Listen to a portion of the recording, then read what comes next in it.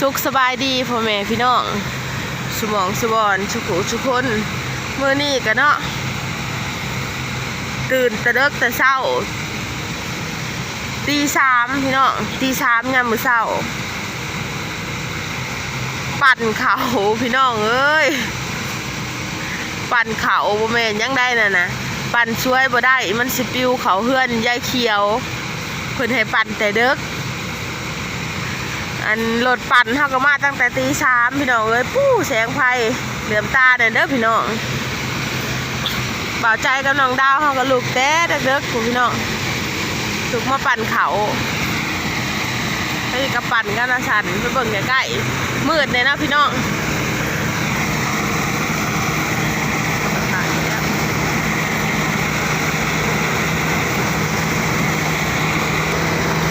กำลังคน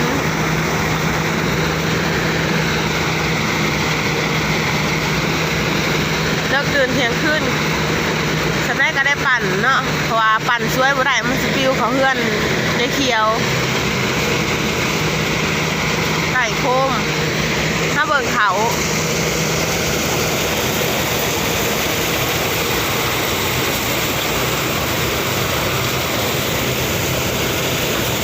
ถ้าก็ได้สำนี่เขาสิเบิดทงเลยพี่น้องก็ขึ้นเมื่อคืนนี่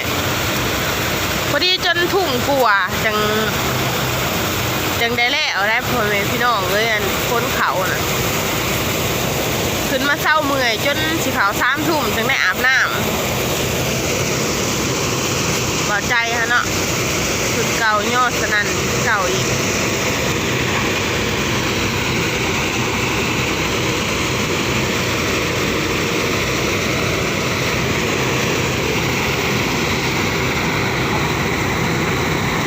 เห็นแต่โคมนะแม่นเท้าพอ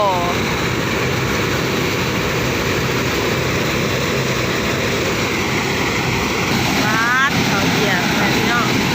ย่ามาเบิ่งใกล้ๆเบิ่งเขา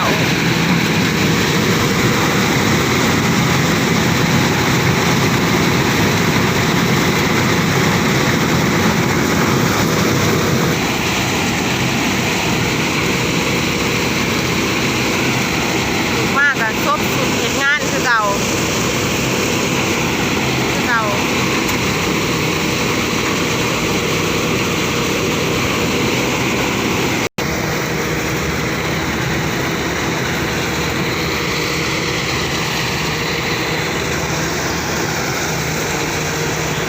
กองเขาเมิดแน่เนาะ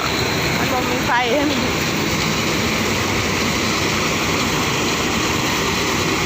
กองก็ใหญ่เติบพี่น้องพื้นที่มันก็เบิด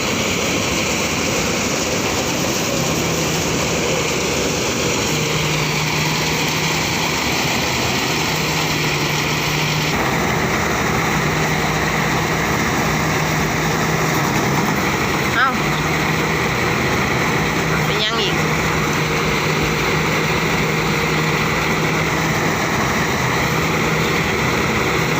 โอ้ยเนาะปัจจุบันสาวซุยผัดคือบ่เห็นซอยเพราะว่าบ่แม่นนั่นเด้อพี่น้องสาวซุยน่ะลูกสาวซุยน่ะเพิ่นมอบหน้าที่ให้หนึ่งเขาเฮ็ดกินถาสร้างว่าทานผู้ปั่นเขาเจ้าปั่นเขาแล้วเขาเจ้าก็สิหิวเขาเนาะสาวซุยกำลังข้างของเขาแล้วก็สิขึ้นไปเฮ็ดกินถาเพิ่นมานี่แดงพวกเขาเวียนถาที่เพิ่น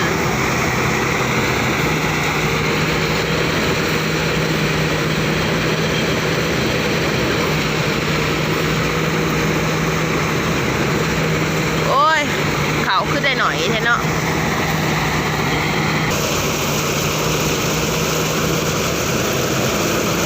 เขาชี้ไปแล้วเนาะ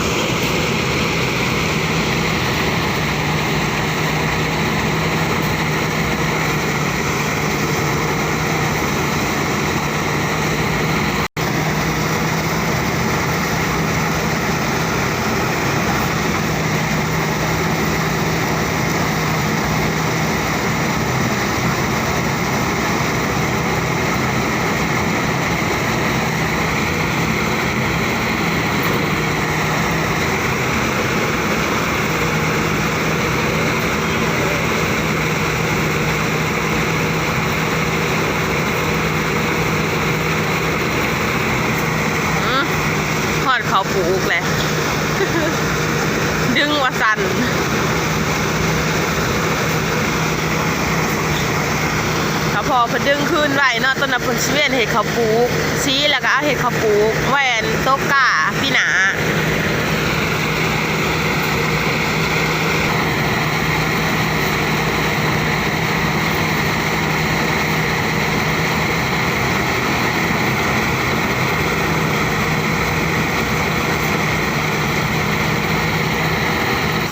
เบิดกองนั่นเฮาก็สิมาค้นกองนี่ออกแต่ตารางอีกแล้วก็ไปซีอีกเนาะ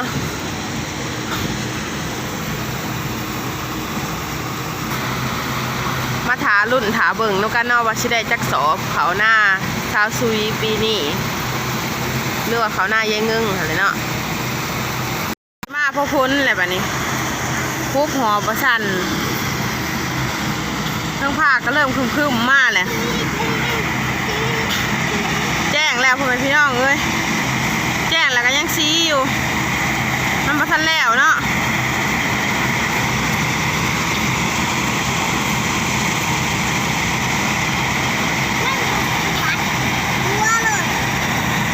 ก็ที่ได้ข่าวจากสอบเลยเนาะ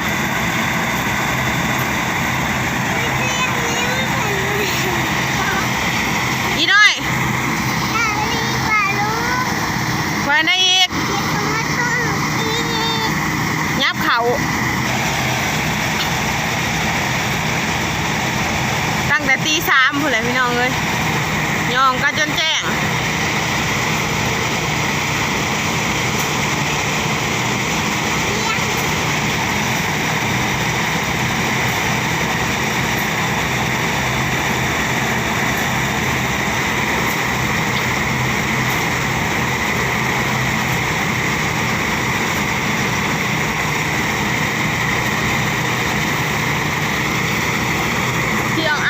พ้นที่โต๊ะอะไรเนี่ย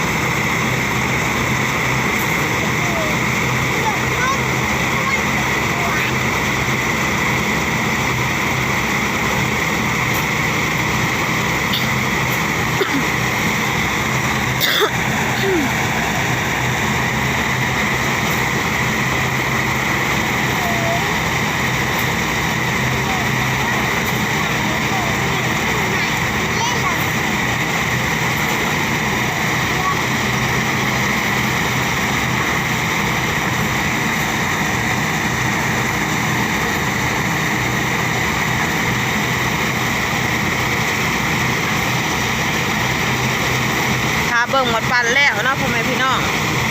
เพราะมันสิได้จักสอบ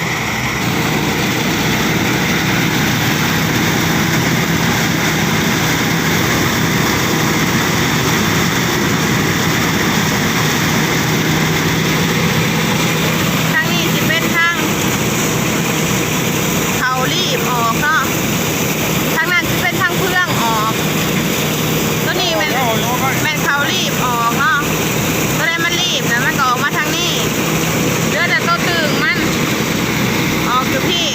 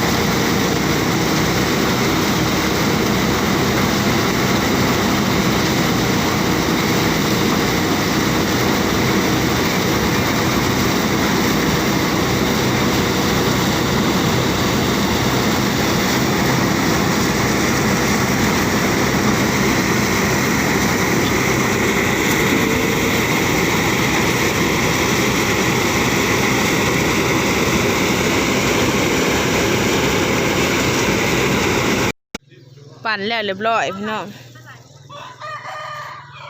กองอันนี้กองเขารีบเฮาบากใหญ่เนอะมีแต่เขารีบเสียหลายปีนี่เนาะ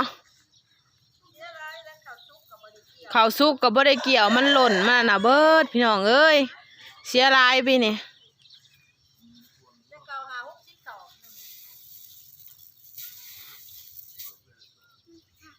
ได้ข่าวจักสอก็แม่60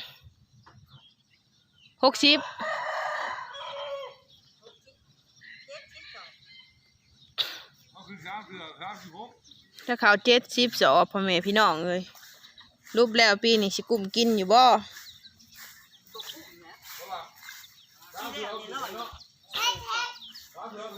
ซองเด็กนี่ก็พับกระสอบ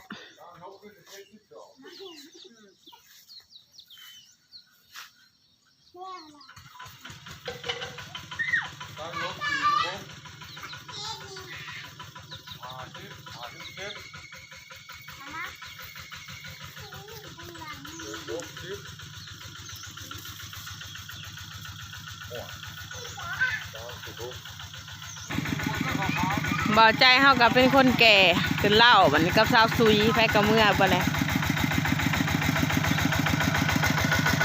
มหาเหล็กกระแลนสุดสวด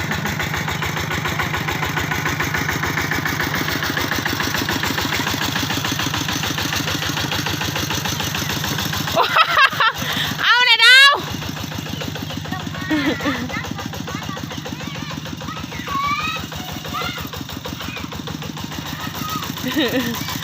แล่นน้ำกันสุดสวดพี่น้องเอ้ย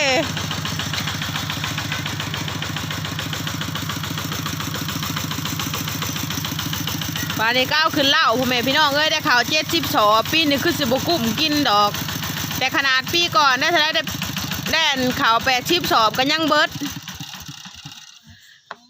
จนสิบพ่อกินปีนี้แหงได้หน่อยโอ้แหงสิบพ่อกินแหละเจ้าข่าวขึ้นเล่าก่อนบ้านนี้พ่อแม่พี่น้องเอ้ยเอาข่าวขึ้นมาเล่าพ่อแม่พี่น้อง